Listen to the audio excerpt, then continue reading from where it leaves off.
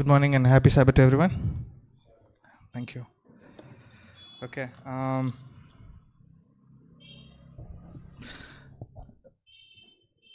So in my nature's talk today, நான் என்ன select பண்ணியிருக்கிறேன்னா ஒரு ஃப்ரூட்டுன்னு சொல்லலாம், ஒரு ஃப்ளவர்னு சொல்லலாம். It's called vanilla. So I guess everyone knows about vanilla. I don't know, everyone எல்லாருக்குமே கேள்விப்பட்டிருக்குவீங்க இல்லைங்களா vanilla? Yes. But let me tell you how God has beautifully created vanilla in a unique way, which we'll find out now. So, while the modern world saw this vanilla, the Spanish named it, they called it as little pod. So, vanilla is basically called little pod in Spanish. And the Native Americans, they used to call it black flower. So, now if we see its genealogy, it is a spice derived from orchids from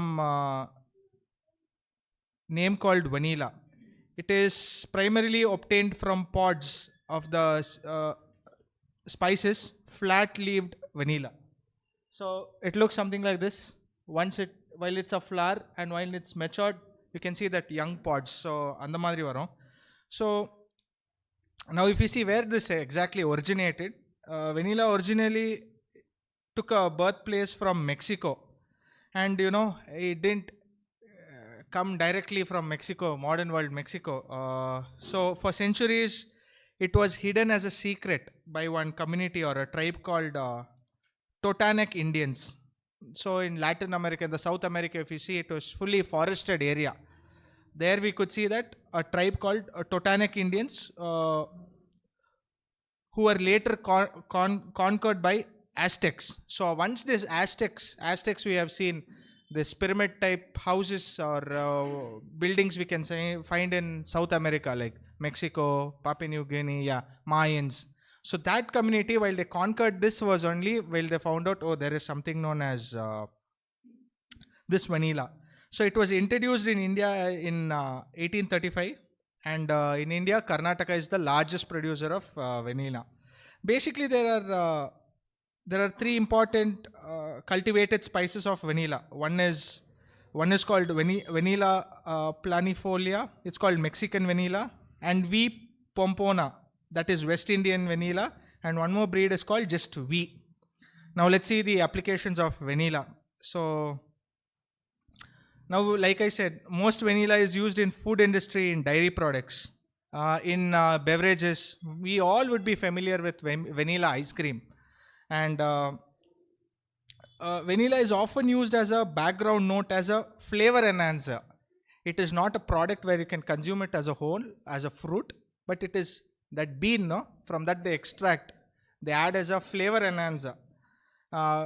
Which you would say, even a plum cake or whatever, plain cake also, if you put that vanilla drops or something, it gives that essence of vanilla. So flavor is enhanced to round out the flavor profile of many food products. Now we'll see why vanilla is so expensive. Generally it varies from per kilo 560 to 690 something. But actually vanilla was even more expensive. You know what our Indians started? They show their talent in everything. So vanilla is very expensive. The bean per kg, it was actually thousands, if I'm not mistaken. Once the dry product will look like that, the black one. So once it's dried, that is the final product. Now that you weigh it in kilos. So what our Indians started to do is they started becoming greedy because it's expensive. To make more money, they started putting iron nails in between that pod to increase the weight. So that's the reason what happened. India's vanilla demand and product value became decreased. Why? Because one black spot, it took off the essence of the product. Now we'll see. The vanilla orchid, generally it doesn't grow in the wild. At least it started growing in the wild, but utmost care needs to be given. So the vanilla orchid grows on a vine or on a vanilla farm. So basically it is a vine. If you leave it, it just grows, but you will not get the fruit. Why you will not get the fruit, I'll tell you. So what they do is, basically they tie strings like this. Now in our terrace we might see we have strings, right, to dry clothes. They leave the strings like that and they allow the vine to grow on that particular string. And why so is, so to attain, to produce fruit, this particular vanilla orchid, it takes 3 years time. So until that, it should be nurtured and cared and everything. Yeah. Now what happens is, once the flower blooms, God has created it. So I told you in the beginning, God has created this something little uniquely. So this flies or anything, bees, they don't come and pollinate this. Now how does a fruit grow? I'll tell you a very little thing. So 2 flowers are there. A bee comes, sits in this, and while it comes from flower A to flower Z, it takes the pollens, and there it matures and it produces a fruit. So basically this is how a fruit comes. But none of the flies, none of the bees, none of the butterflies come and sit, or they don't take the nectar out of this particular vanilla flower.